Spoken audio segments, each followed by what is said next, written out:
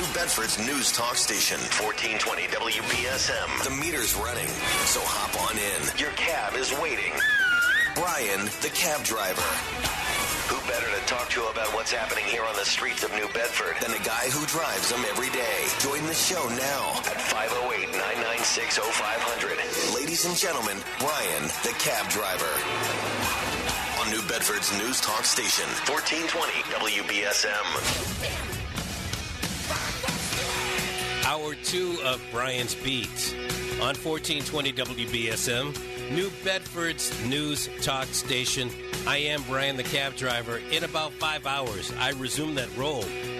And on Your Mind Monday, one of the two topics that I have brought up today deals with robots and the particular positions where somewhere down the road a robot could replace. Can you imagine me being replaced as a cab driver by a robot?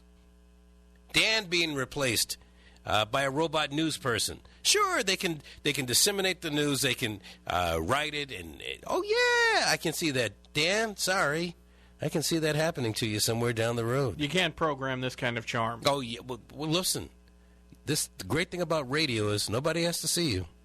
No, they don't care. They don't care if they can sense the charm. They can. And I'm far more charming than you, so there you go. But I am not a robot. The robot can be charming. Replaced by one, I'm thinking. Well, of course. I think we all can be replaced. But it would be interesting news talk with a robot hosting. At any rate, I can certainly see them driving vehicles. How about replacing our... I want you to think seriously about this because, as Phil just mentioned to me, I was talking about budgets. I mentioned the firefighters and how they were over budget last year. Well, if you had robots in many of those positions, they would not have been over budgeted as for overtime. Certainly not for overtime because you're not paying a robot. You buy a robot. That robot is somehow programmed properly to do XYZ job. Robots can be drivers. Robots can figure out how to do a hose and fight fires. I hope they don't rust up. That's always a possibility. But as we enter this day and age of budgets, who's going to get XYZ pension, et cetera, isn't it time that governments look seriously at how they go about handling their finances? And if you can go out and pay, I'm going to say you pay $100,000 for a robot. And it comes with programming instructions. It's pre-programmed for the occupation, and then somehow someone on your IT staff programs it to do the things that you want it to do and, have the mannerism that you want the robot to have. Are we going overboard here? It may seem that way. But I always thought the Jetsons were overboard. We have flying cars already. We have microwave ovens. We have big screen TVs that come down from the ceiling. We do have robots. How far-reaching is what I'm talking about today? I don't think it's far at all. And what I mean by far, 20, 30, I want you to think 20, 30 years. You may not be here. I may not be here either. But it doesn't mean that society won't be here. What about robots? We have drones fighting wars. Why not robots? And getting into this robotics just a little bit more. What is supposedly the hottest Christmas item this year? A drone. How many more years will it be before that hot item is a robot? 508-996-0500. Toll free 877-996-1420. Hello. Hi. I just want to make a quick comment. Hello? I'm listening. Yes. It's one thing to say a mechanical thing like a television coming down from the ceiling, but when you look over time of how many interpersonal jobs we've lost due to automation, which is like when you call the insurance company and you have to go through 6 menus of automation. Press 1 for this, press 2 for this. You call the doctor's office, press 1 for this, 2 for this. Then you still end up waiting 20 minutes for the nurse. So there's a lot of jobs that are taken. If my kids went to orthodontist, 2 different ones, and they check in right by the computer by the door. They don't stand in line and wait to talk to someone personally. So there's a lot of interpersonal relationships that would be lost through automation. I think you're correct, but then with your home robot, that home robot can do the call until somebody human comes on, and then you can jump in. You can take care of whatever else that you were doing until the human comes on and not lose. I think it's going to be like that movie, WALL-E, eventually. We just sit in our chairs and press buttons for this and that. So. Yeah, well, a robot can instruct you on how to exercise better so we don't get fat sitting around like that. I'm sure there's already that somewhere happening. Why not? We're living in a robotic world. Robot movies. Well, wait, we've already had that, haven't we? Thank you for your call. Oh, thank you. All right, I appreciate it. 508-996-0500. Hello. Hello, how you doing? Excellent. Yourself?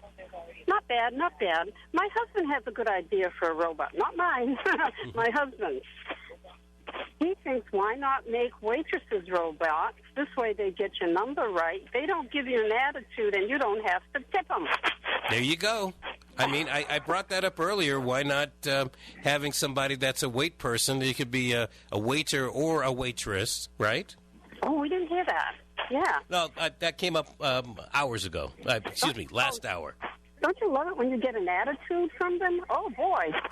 Well, no, I don't like it, but you know what? Sometimes we give them, I know I have, given them attitude, so it floats back and forth.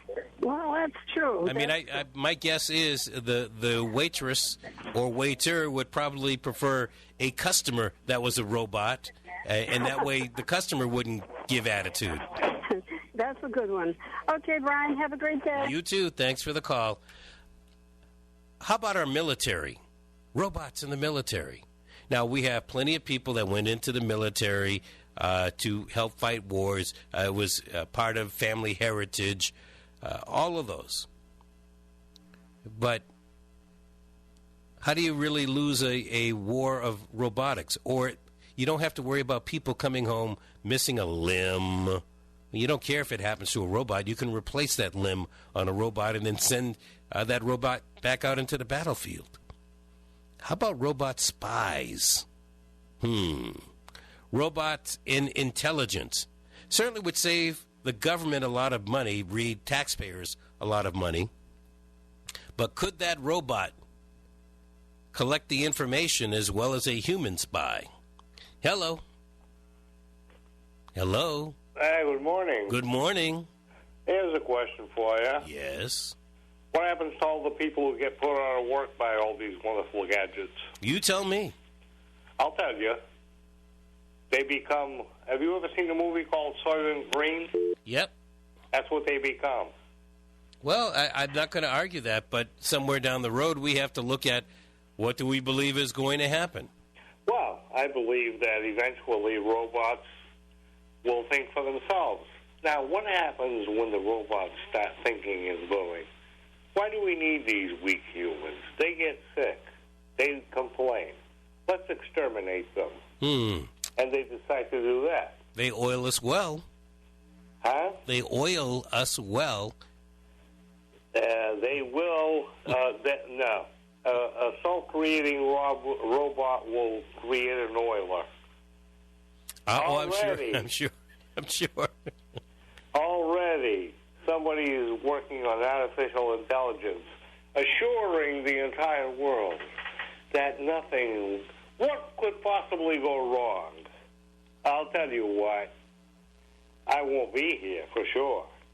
Apocalypse could happen. I'd like to be here to watch it. When all the morons who created all this going, oh, well, I didn't know it was going to turn on you. Yeah, sure you didn't. All right. Thanks for the call. I do appreciate it. You too. Look, the point is well taken. We saw what Hal did in 2001. Still, I do believe that the common sense dictates that we will see more and more robots. And who can complain about the Norton police using that robot the other day to enter the home to relay the information that that gunman inside was incapacitated? I don't think anybody. And wouldn't you rather see a robot fighting ISIS or maybe ISIS's robots?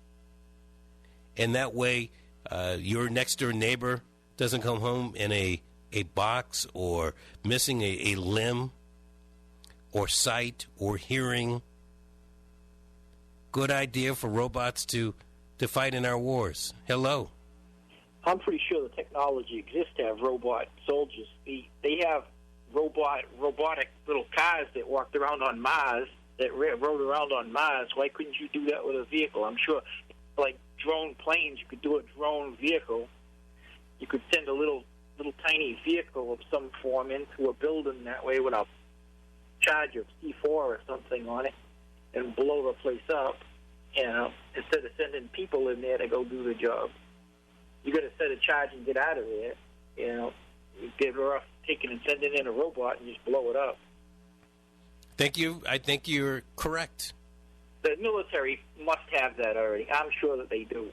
Well, again, the military actively uses drones. Have something like that. You know Sure. that the Army has it.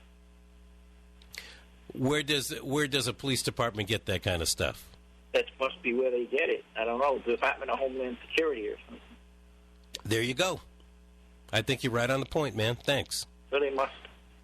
I appreciate the go. You got robots of a form. I mean, look at the iPhones. Look at Siri, and you can. My daughter's phone, it'll tell you, make a right turn at the next intersection. You know what I mean? You could have a robot that would do the same exact thing. You can have the robot doing the driving. Yeah, well, doing this with the GPS and the Program the robot to drive you to XYZ spot. Someplace else. Look, have that robot drive you to XYZ place, and then that way you can sit in the back seat and play with your damn cell phone.